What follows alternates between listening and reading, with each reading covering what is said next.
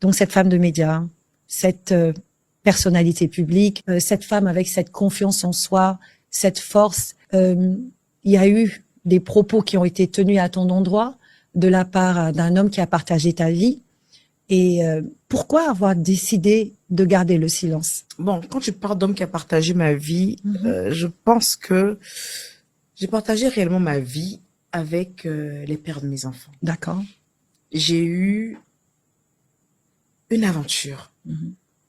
C'est pas péjoratif, hein, mais quelque chose qui a duré que 2 mois, pour moi, ça s'appelle clairement une aventure. Cette personne a eu à s'exprimer un jour d'une manière ou d'une autre. Peut-être que cette personne s'est sentie frustrée. Peut-être que cette personne a mal digéré une séparation. Parce que des mémoires, je sais que ce sont les femmes, quand elles sont laissées, qui ont tendance à vouloir s'exprimer. Lui là, il n'est pas bon. Lui là, c'est plus son caleçon, de toute façon, c'était. Et de toute façon, c'est quand les femmes sont laissées, sont blessées.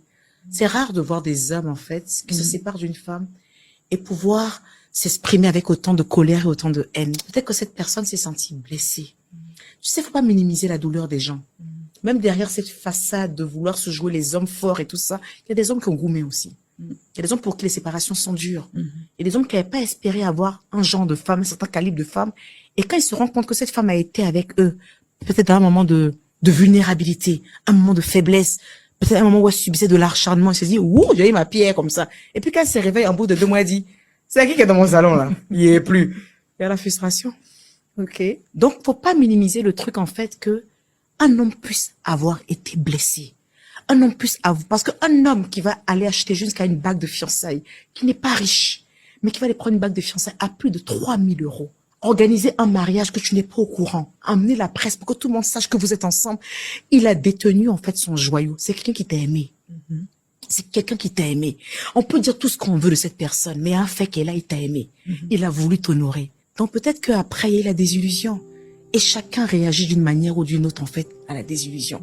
Lui, sa manière de réagir, c'est de prendre l'avion. Malgré qu'il est interdit en Côte d'Ivoire, venir sur une chaîne. Est-ce que tu peux savoir jusqu'à quel point, en fait, la haine a dû tellement le surpasser qu'il ne s'est même pas rendu compte, en fait, que ça peut lui créer des problèmes. Ça veut dire que cet homme l'avait mal. Je n'ai qu'à dire quoi de ça. C'est pardon, il peut demander. Peut-être je l'ai blessé. J'ai qu'à faire des prisons et sortir dedans. Peut-être que cet homme a été blessé. Peut-être que cet homme m'a réellement aimé. Et peut-être qu'il n'a pas digéré cette séparation. Peut-être que moi, à côté, je pensais aimer cette personne, mais peut-être que j'étais dans une façade de ma vie, ou peut-être j'étais dans un truc où ça arrive à beaucoup de femmes d'être avec une personne qui n'est pas forcément une personne que, dans ses critères, mais cette personne a été là à une période. Moi, je vais juste retenir que cette personne a été là à une période.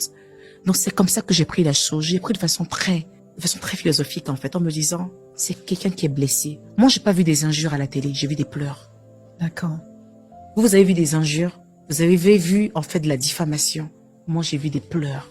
J'ai vu un homme qui pleurait, une femme qu'il avait rêvé avoir. Et j'ai pleuré avec lui. C'est que ça. C'est pour ça que je n'ai jamais parlé.